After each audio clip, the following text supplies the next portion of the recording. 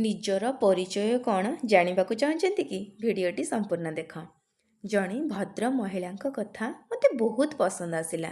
ସେ ମହିଳାଙ୍କ ସ୍ୱାମୀ ଜଣେ ଫେମସ୍ ହାର୍ଟ ଡକ୍ଟର, ଯାହା ଆମ କଣ୍ଟ୍ରିରେ ହାତ ଗଣତି ଥିବେ। ତାଙ୍କ ବାପା ଜଣେ ଫେମସ୍ ବିଜନେସମ୍ୟାନ୍। ତାଙ୍କ ପାଖରେ ଗର୍ବ କରିବା ପାଇଁ ବହୁତ କିଛି ଅଛି, ଭାବୁଛନ୍ତି କି? କିନ୍ତୁ ତାଙ୍କ ଚିନ୍ତାଧାରା ଥରେ ଶୁଣନ୍ତୁ।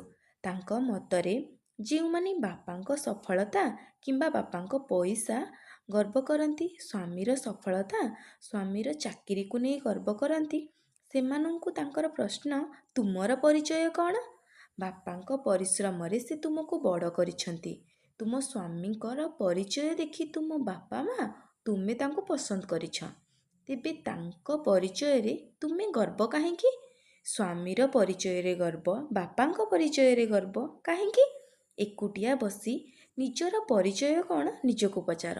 ତାପରେ ଜାଣିପାରିବ ତୁମ ଜୀବନରେ ତୁମେ କ'ଣ। ହଁ, ମୁଁ ନିଜର କୌଣସି ଖାସ୍ ପରିଚୟ ନାହିଁ, କିନ୍ତୁ କଥାଟି ମୋତେ ବହୁତ ପସନ୍ଦ ଆସିଲା। ଅପ୍ରିୟ ସତ, 100% ହୃଦୟସ୍ପର୍ଶୀ ମଧ୍ୟ।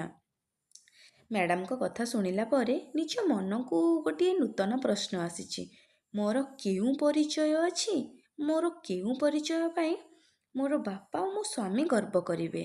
ଯେଉଁମାନଙ୍କ ପାଇଁ ମୁଁ ଗର୍ବ କରୁଛି, ସେମାନେ ମଧ୍ୟ ମୋ ପାଇଁ ଗର୍ବ କରିବା ଦରକାର ନା।